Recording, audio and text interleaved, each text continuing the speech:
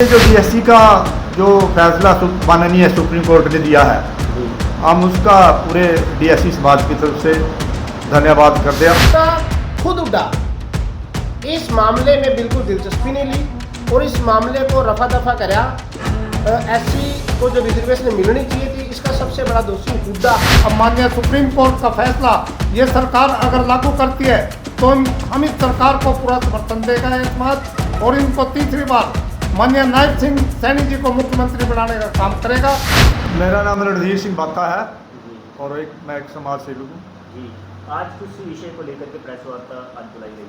आज ये जो डीएससी का जो फैसला माननीय सुप्रीम कोर्ट ने दिया है, हम उसका पूरे डीएससी समाज की तरफ से धन्यवाद करते हैं, आभार व्यक्त करते हैं और सरकार से, भारतीय जनता पार्टी की जो सरकार है, मुख्यमंत्री से अपील करते हैं कि इसको जल्द से जल्दी अमली जामा पहना जाए, इसको लागू किया जाए और इसी ढंग से लागू किया जाए कि आगे आने वाले भविष्य में किसी किस्म की शरारत की गुंजाइश ना रहे, हमें संशय ना रहे भी इसमें कभी कोई कमी आ सकती है या इसको बदला जा सकता है। और इससे जो लोग नाराज़गी जाहिर कर रहे हैं वो माननीय सुप्रीम कोर्ट जी का अपमान भी कर रहे हैं और जनता जनार्दन का भी। तो इसके बारे में थोड़ा समझाएं कि डीएससी समाज क्या है और सुप्रीम कोर्ट का जो फैसला आया है वो किस प्रकार से अलग आया है और पहले क्या था, अब क्या फैसला किया है? पहले फैसला ये था, ये 1994 में एक हरियाणा वाल्मीकि ए और बी ब्लॉक बनाए थे चौधरी भदलाल ने। ए ब्लॉक में 42 बरादरी आती है, जिसमें मुख्य वाल्मीकि है, बाजीगर है, धानक है, ओड है, सांसी है, ढे हैं और महासे हैं और काफ़ी जातियाँ आती हैं। और वो सिर्फ केवल एक जाति है चमार, उसके 6 नाम रख रखे हैं। कहीं चमड़ रखा है, कभी जाटव रख रखा है, कभी रंग रख रखा है और कहीं मीणा, कई नाम से है। नाम जाति एक ही है, वो उनका एक ही काम है, पुश्तैनी काम भी एक ही रहा है उनका। और ये जो है ना ए ब्लॉक जो है वो अलग अलग जातियां हैं, अलग अलग काम है उनके, अलग अलग संस्कृति है, लेकिन इस मंच पर एक विचारधारा है, सबकी एक विचारधारा है। उसी पे ये जो है ना पंजाब पैटर्न पे तैयार किया गया था माननीय चौधरी भदलाल ने, और आज भी लोग उन्हें बड़े मान सम्मान से उनका नाम लेते हैं और हम धन्यवादी भी हैं। उसी दौरान हमारे ए ब्लॉक को जितनी भी जातियाँ उनको लाभ पहुंचा था। उसके बाद 2-3 सरकारें आई, चौधरी बंसीलाल आए, चौधरी ओम प्रकाश चौटाला आए, लेकिन किसी ने भी इस मुद्दे को छेड़ा नहीं। इसको छेड़ने का दुसाहस किया भूपेंद्र सिंह हुड्डा ने 2006 में। उसके बाद हमारे अधिकार छीने गए, हमारे अधिकारों पर कुठाराघात हुआ है और अलग तोड़ दिया, उनको अलग से कर दिया, क्योंकि उन्होंने न्याय की तरफ ध्यान नहीं दिया बल्कि वोट की राजनीति की। एमएलए चमारों के ज़्यादा थे, एमपी उनके ज़्यादा थे, अधिकारी उनके ज़्यादा, जनसंख्या में तो आज हम भी ज़्यादा है, उस वक्त भी हम ज़्यादा थे, लेकिन उन्होंने अपने निजी स्वार्थ के लिए शैलजा और दूसरे जो चमार लीडर थे, गीता बुक्कल थी और दूसरे जो लोग थे, फूलचंद मुलाना जो उस टाइम के अध्यक्ष थे कांग्रेस पार्टी के। 2006 में जो फैसला जो तोड़ा गया, ये तो हाई कोर्ट का मामला था, इसमें तो कोई चमार का मामला नहीं बनता। नहीं सर, नहीं। तो इसका अब 2006 जो तोड़ा गया है उसमें सरकार की मंशा और सरकार का सहयोग था। नहीं, जब आज आप सुप्रीम कोर्ट के फैसले का स्वागत कर रहे हैं तो उस समय भी तो हाई कोर्ट का फैसला था। नहीं, हाई कोर्ट का तो ये सारी राजनीतिक चाल थी और पूरी तरह जो उनका जो समर्थन था, साथ था हुड्डा सरकार का, वो चमारों के पक्ष में था। हम उसको नहीं मानते, हम उसकी निंदा करते हैं। हमारे साथ बहुत अन्याय है। हमारी आने वाली जो बहुत से जो नौजवान थे वो उसके जो उम्र जो थी उनकी वो एक्सपायर में आगे, हाँ, जो कैटेगरी वजन लाभ द्वारा बनाई गई वो उचित थी। तो 2006 के अंदर हाई कोर्ट हाँ। के फैसले के बाद या सरकार की जो मिली भगत के बाद आप कह रहे हैं कि हाँ। खत्म कर दी गई, हाँ। एक ही कैटेगरी बनाई एक टिकट कैटेगरी, एक ही कैटेगरी में रखा गया। उसके बाद फिर क्या फैसला लिया, क्या फिर कब से लड़ाई चल रही थी और आज फैसला जो लिया? हमारा उसी दिन से विरोध शुरू हो गया था, क्योंकि जिसके अधिकार छीने जाते हैं उनको दर्द भी होता है और उनको नुकसान भी होता है, आर्थिक तौर पे भी, सामाजिक तौर पे भी, राजनीतिक तौर पे भी, सभी प्रकार का उनको नुकसान झेलना पड़ता है। और ये हमारे आने वाले जो नौजवान है जो वो ये बात को सहन ना कर सके और उन्होंने सरकार का विरोध किया, लेकिन कुछ परिस्थितियों के राजनीतिक वोटों की राजनीति की वजह से उनकी बात सिरे नहीं चढ़ रही थी। अब मानिए हमारे युवाओं ने सभी संगठन एक होकर इन्होंने एकजुट होकर लड़ाई लड़ी है और उसका 18.5 साल के बाद हमें रिजल्ट मिला और 18.5 साल से ये लड़ाई चल रही थी। तो अब सुप्रीम कोर्ट ने क्या फैसला दिया है? सुप्रीम और कोर्ट ने सरकार से क्या मांग करते हैं आप? सुप्रीम कोर्ट ने ये फैसला दिया है भाई जो ये जो क्या कहते हैं, ये प्रदेश सरकार है वो किसी भी कैटेगरी को, किसी भी समाज को अपने अधिकार का प्रयोग से वो इसमें शामिल कर सकते हैं, इसमें जो है रिजर्वेशन दे सकते हैं। जी, तो अब रिजर्वेशन के लिए सरकार को प्रतिनिधिमंडल मिलेगा या क्या करेगी? हम चाहते हैं कि सरकार स्पेशल एक विधानसभा का स्तर बुलाए और उसमें ये कानून पास करे ताकि हमें आने वाले भविष्य में कोई शंका ना रहे। मेरी ये मांग है। क्या नाम है भाई आपका? मेरा नाम अक्षय कंडेला है और मैं आप सभी पत्रकार बंधुओं का जो दिल की गहराई से जिसको धन्यवाद करता हूं। अभी जो है सिलसिला चला हुआ है ज़ोरों शोरों से। सुप्रीम कोर्ट का जो अभी आदेश आया है और उसके वर्गीकरण के उसमें पक्ष में है और उसका संपूर्ण जो है डीएससी वर्ग समर्थन भी करता है। अभी अगर देखा जाए तो जस्टिस के जो गुरुनाम सिंह आयोग की जो रिपोर्ट थी हरियाणा में, उनके जो आंकड़े थे माननीय भजन लाल मुख्यमंत्री के समक्ष जो रखी गई तो आंकड़े जो बड़े चौंकाने वाले थे। उसके बाद जो है ये जो है रिजर्वेशन 2 कैटेगरियों में बंटा, SC A और B में। उसके बाद जो है ये लागू हुआ। उसके बाद जो है A और B में जो है बराबर की भागीदारी हुई और उनको बराबर की हिस्सेदारी भी मिली, शिक्षा में भी और नौकरियों में भी। उसके बाद जो है 2006 में रिजर्वेशन हुड्डा की सरकार आई कांग्रेस की, यानी कि उन्होंने एक षड्यंत्र के तहत उसको ख़त्म कर दिया। फिर ये जो है DSC वर्ग SC A वर्ग के लोगों को जो है इसका काफ़ी नुकसान हुआ और बच्चे जो हैं इस चीज़ को काफ़ी मतलब पीछे रह गए। अभी जो है उसके बाद 2020 में माननीय मुख्यमंत्री श्री मनोहर लाल खट्टर भाजपा सरकार ने जो है इसको 2020 में शिक्षा में वर्गीकरण करके इसको लागू किया और जो है एजुकेशन के स्तर पे भी बच्चों को काफ़ी लाभ हुआ है, लेकिन अभी तक इसको पूर्णतः लागू नहीं किया गया है। और हमारी मांग है कि अभी जो इसको नौकरियों में भी लागू किया जाए ताकि जो है रोज़गार से वंचित जातियां हैं उन तक भी इसका लाभ पहुंचे। और सुप्रीम कोर्ट भी जो है वर्गीकरण कोटे में से कोटा के पक्ष में है। कुछ एक जातियां हैं जो कि चाहती हैं कि भी ये वर्गीकरण नहीं होना चाहिए, लेकिन सुप्रीम कोर्ट जो है इसके पक्ष में है और जो है पूरा DSC वर्ग है इसके समर्थन में है। DSC वर्ग की जितनी भी तमाम जातियां हैं वो भी इसका समर्थन कर रही हैं। और हमने जो है इसकी मांग माननीय मुख्यमंत्री के समक्ष भी रखी थी। अभी कुछ ही दिन पहले हमारे गांव कंडेला में जो है मुख्यमंत्री नायब सैनी जी पहुंचे थे तो उनके समक्ष हमने ज्ञापन पत्र सौंपकर एक यही DSC को लेकर मांग रखी थी और उन्होंने एक सकारात्मक विचार भी दिया था, सुझाव दिया था। और उससे पहले मैंने करनाल में माननीय मुख्यमंत्री मनोहर लाल खट्टर के आगे भी SC A की मांग रखी थी ताकि जो रोज़गार से वंचित वर्ग है उनको भी पूर्णतः नौकरियों में हिस्सा मिले, जो भी तक नहीं मिल रहा है। हमारे को किसी ने हल्के में लिया तो इसके परिणाम अच्छे नहीं होंगे। अगर ये सरकार करती है भारतीय जनता पार्टी, किसी भी दूसरी पार्टी को ये A ब्लॉक के लोग, DSC के लोग वोट नहीं डालेंगे और डट के कांग्रेस का विरोध करेंगे। जब हमारे खिलाफ फैसला हो रहा था, हमारे पास विधानसभा में A ब्लॉक के खिलाफ चर्चा हो रही थी, सुरजेवाला ने एक शब्द भी नहीं कहा जबकि दूसरे नंबर का मंत्री था। एक शब्द भी रणदीप सुरजेवाला ने हमारे पक्ष में नहीं किया। मुझे बड़ी दुख से कहना पड़ता है, हमारे कुछ छूटवैये नेता जो अपने निजी स्वार्थ के लिए उसकी राजनीति करते हैं, उनको शर्म आनी चाहिए। तो सर इस समय जो प्रदेश के महामंत्री हैं वो आपके समाज से कृष्ण बेदी जी हैं, हाँ। अभी तक उनका कोई बयान नहीं है इस मामले में।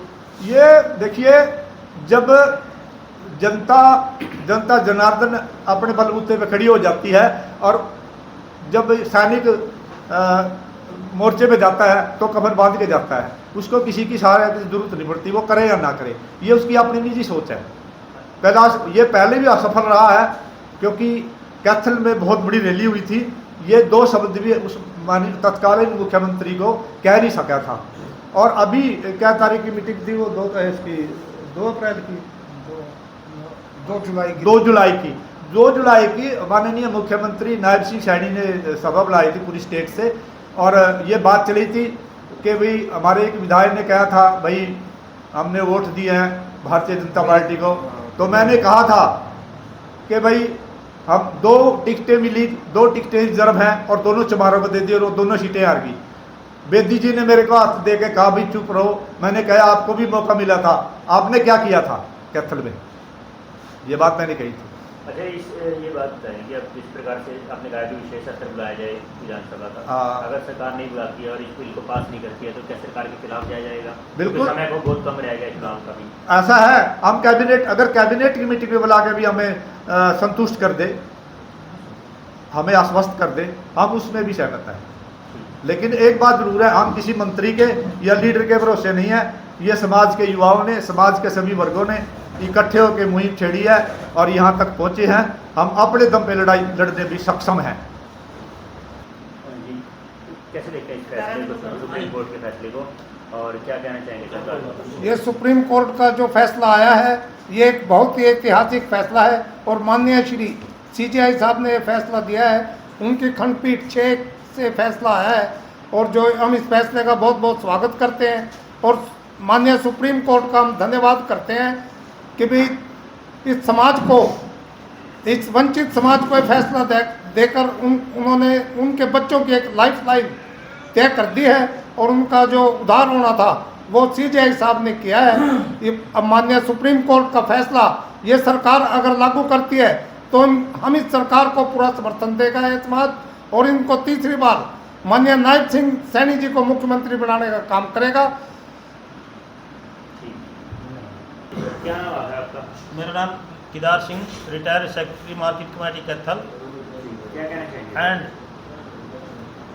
महर्षि वाल्मीकि जन्म उत्थान सेवा समिति registered number 1300, district president Kedar Singh. महोदय जी, मैं आप सभी को बताना चाहता हूं कि जो ये फैसला सुप्रीम कोर्ट जी ने दिया है ये बहुत सूझबूझ से दिया है, जो कि जस्टिस हमारे 10-15 साल से ये फैसले के लिए लड़ रहे थे, ये अनुसूचित जाति के लिए हक में दिया है। और ये अनुसूचित जाति को देखते हुए सुप्रीम कोर्ट ने पूरे इंडिया में ये फैसला दे दिया है।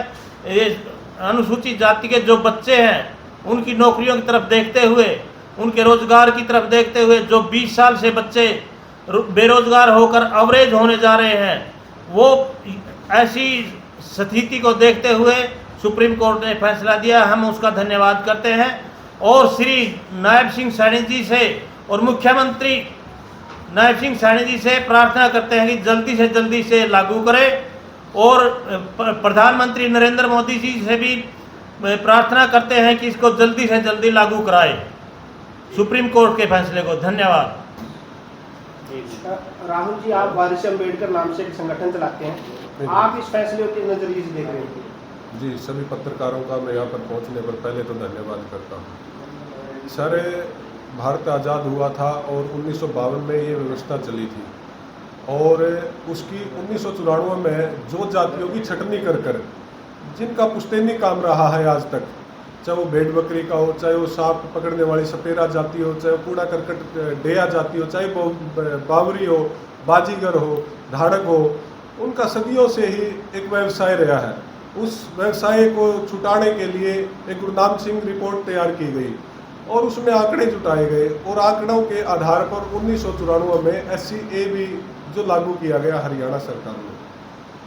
उसके बाद तमाम तरह की जातियों ने बहुत अच्छा लाभ लिया और उनकी स्थिति कहीं ना कहीं सुधरने लग गई, पहले से अच्छी स्थिति में चलने लग गई, क्योंकि बाबा साहब का सपना था कि आरक्षण अंतिम पायदान तक पहुंचना चाहिए। बाबा साहब का ये सपना नहीं था कि आरक्षण पढ़े लिखे लोगों तक, वेल एजुकेटेड लोगों तक जाए। आरक्षण वो एक व्यवस्था सुधारने के लिए आरक्षण की व्यवस्था है, प्रगति है। तो उनकी स्थिति सुधरने लगी तो 2014 में 2006 में कांग्रेस सरकार ने उस व्यवस्था को ठप करने का काम किया और अब जो 2024 में माननीय सुप्रीम कोर्ट का जो फैसला आया है वो बहुत अच्छा स्पीक है, क्योंकि उसमें 7 जजों की जो जजमेंट है, जो बेंच है, उसमें 6-1 से वो फैसला दिया गया है आंकड़े जुटा के। और तुरंत प्रभाव से अगर मैं हरियाणा की बात करूं, पंजाब की बात करूं, पंजाब में 1975 में जो वर्गीकरण लागू हुआ था वो बहुत मजहबी सिखों ने और वाल्मीकियों को लाभ मिला है। अब हरियाणा की बात है, हरियाणा में माननीय नायब सिंह सैनी ने प्रेस कॉन्फ्रेंस के माध्यम से ये कहीं ना कहीं संकेत दे दिए हैं कि हम इसको जल्द से जल्द लागू करेंगे। और जब पीछे एक सम्मेलन किया गया था कि वाल्मीकियों को खाने पे बुलाया गया था, वहाँ भी नायब सिंह सैनी की एक वाइट है और वो पत्रकारों से कह रहे हैं कि माननीय जो सुप्रीम कोर्ट का फैसला आएगा वो सर पर ये मान्य है। तो जल्द से जल्द हरियाणा सरकार ने ऐसी आयोग में दे दिया है। ऐसी आयोग से हमारी बातें हुई, मुलाकात हुई और आंकड़े प्रस्तुत बातें हुई प्रोफेसर रविंद्र बलियाड़ा से। उन्हें आश्वासन दिया कि जल्द से जल्द हम DSC को नौकरियों में लागू करेंगे। जी सर। इस फैसले को लेकर दलित समाज के जो बड़े चेहरे हैं, जिसमें BSP की मायावती है या चंद्रशेखर है, वो विरोध भी जता रहे हैं। इसको आप किस नजरिए से देखते हैं? सर पहले तो वो दलित समाज के लोग नहीं है, वो स्वार्थी लोग हैं। आप मायावती की बात करो, 4 बार मुख्यमंत्री शासन उत्तर प्रदेश में किया है। चंद्रशेखर है अब सांसद बनकर ये टिप्पणी कर रहे, चाहे वो दिलीप मंडल हो, चाहे वो प्रोफेसर लक्ष्मण यादव हो, चाहे सुमित चौहान हो, चाहे वो शंभू कुमार हो, वो लोग स्वार्थी लोग हैं। उनको ये व्यवस्था नहीं पता है कि दिहाड़ी मजदूर करने वाले के घर में जो आरक्षण का चिराग आज लग सदियों से नहीं जला है वो जल पाएगा। ये स्वार्थी लोग हैं, इन्होंने आरक्षण व्यवस्था का नहीं पता है। ये आरक्षण का लाभ लेकर वहां तक पहुंचे हैं और उसी आरक्षण का आज विरोध कर रहे हैं। जी आप कुछ सवाल किसकी तरफ समर्थन कर रहे हो आप? जी, हरियाणा में एक वारिश अम्बेडकर के नाम से संगठन है और पूरे हरियाणा में हमारी टीम है। पूरे जोरों शोरों से हम 21 तारीख का जो दलित है, जो एक ही जाति के लोग हैं, उनका बहिष्कार करते हैं भारत बंद का। और DSC वर्गीकरण का माननीय सुप्रीम कोर्ट का जो फैसला है, हम फुल जोरों शोरों से समर्थन करता है वारिश अम्बेडकर। कहीं ना कहीं बीजेपी इसमें जो डील बन रही है, अगर वो समय रहते इसको लागू नहीं करती तो वारिस अम्बेडकर का अगला स्टेप क्या रहेगा? जी बिल्कुल, अच्छा सवाल है। अगर बीजेपी सरकार ढील बरत रही है तो कहीं ना कहीं बीजेपी सरकार अपना बहुत बड़ा नुकसान करवा सकती है। अगर इसको लागू करती है तो बीजेपी सरकार जो DSC की 40 लाख की आबादी है, वो सबसे बड़ा फायदा बीजेपी सरकार को होगा। और वो बीजेपी सरकार 2014 में भी ले चुकी है, 2019 में भी ले चुकी है। जी सर, क्या कुछ कहना चाहेंगे? सर मेरा नाम गंगाधर अम्बेडकर है, मैं आदि धर्म समाज से हूँ। जो वाल्मीकि समाज का जो संगठन था, जो SC/ST का जो मामला सुप्रीम कोर्ट में है, सुप्रीम कोर्ट में जो ये फैसला आया है, ये वही संगठन लड़ रहा था। 2006 में जब एक फैसला आया माननीय हाई कोर्ट का, पंजाब और हरियाणा दोनों जगह ये आरक्षण टूटा। लेकिन पंजाब सरकार ने सुप्रीम कोर्ट में अपनी याचिका दायर करके पंजाब के लोगों को HT जैसे कैसे उसका लाभ देते रहे और सुप्रीम कोर्ट में केस चलता रहा। लेकिन हरियाणा सरकार जो हुड्डा की सरकार थी, उसमें किसी का कसूर नहीं है, मान ले किसी का कसूर नहीं है, हुड्डा खुद हुड्डा इस मामले में बिल्कुल दिलचस्पी नहीं ली और इस मामले को रफा दफा करा। SC को जो रिजर्वेशन मिलनी चाहिए थी, इसका सबसे बड़ा दोषी हुड्डा खुद है। जो हाई कोर्ट के फैसले को सरकार ने चैलेंज नहीं किया सुप्रीम कोर्ट में, और ये जो सुप्रीम कोर्ट में मामला रहा और अभी 7 जजों की बेंच ने जो फैसला दिया है 6:1 से, हम इस फैसले से बिल्कुल सहमत हैं। ये उन परिवारों को, उन जातियों को लाभ होना जो आज तक आरक्षण से दूर है। तो जैसे हुड्डा साहब तो गए नहीं, तो फिर हरियाणा की तरफ से प्रतिनिधित्व किसने किया सुप्रीम कोर्ट के अंदर? क्या सर? हुड्डा तो गए नहीं सुप्रीम कोर्ट में, तो हरियाणा की तरफ से कौन गया था? हरियाणा के तरफ से कोई नहीं गया। नहीं गए क्योंकि हम एक मिनट सर, ये जो फैसला अभी आया है इसमें रुकिएगा आप। पूरे देश से 23 लोगों की, पूरे देश से 23 मामले वहाँ डले हुए हैं। ये जो फैसला आया है पंजाब की एक याचिका पे आया है। अभी हरियाणा की जो याचिका उस पर तो चर्चा नहीं हुई। जी, अभी जो ये फैसला है पंजाब की याचिका पे हुआ है, ठीक है, जो पंजाब और जिसके एडवोकेट थे कपिल सिब्बल जी। ठीक। हाँ, कपिल सिब्बल जी कांग्रेसी हैं। वो कांग्रेस के या कोई एक सुप्रीम कोर्ट के बड़े वकील हैं। जी जी। हाँ, एक तो हरियाणा के लोगों मतलब उसी फैसले के ऊपर क्या चाहते हैं कि भाई हरियाणा सरकार भी फैसला ली? सुप्रीम कोर्ट का फैसला पूरे देश को प्रभावित करता है, तो हम ये चाहते हैं कि हरियाणा सरकार इसको तुरंत प्रभाव से लागू करे। जी, क्योंकि पिछले दिनों हरियाणा 2020 में जो फैसला आया था ना, 2020 में 5 जजों की बेंच का ही फैसला आता कि स्टेट गवर्नमेंट रिजर्वेशन में से रिजर्वेशन दे सकती है, ठीक है। और वो स्टेट गवर्नमेंट ने हमें एजुकेशन में दे दिया। जी, वो अधूरा काम को पूरा करने का मौका है इस समय मान्य और नायब सिंह सैनी जी का। अगर इस समय मनोहर लाल खट्टर होते वो तुरंत प्रभाव से लागू करते, क्योंकि उनको पता था कि उन्होंने शिक्षा में रिजर्वेशन दी थी, वो नौकरी में भी देते। अब कहीं ना कहीं जो नायब सिंह सैनी है ना, वो बड़े लचीले स्वभाव से चले हुए हैं, लचीले हैं प्रभाव से। वहाँ सुप्रीम ये मद्रास के जो चीफ मिनिस्टर है उन्होंने तुरंत स्वागत किया और लागू किया। यहाँ ढील बढ़ती जा रही है। कश्मीर में देने के बाद अब आप मानते हैं कि पॉलिटिकल लेवल, राजनीतिक लेवल पे भी और रोजगार में भी हाँ। रिजर्वेशन हो? जब शिक्षा में रिजर्वेशन हमें दी कि ना, उससे हमारा बड़ा फायदा हुआ।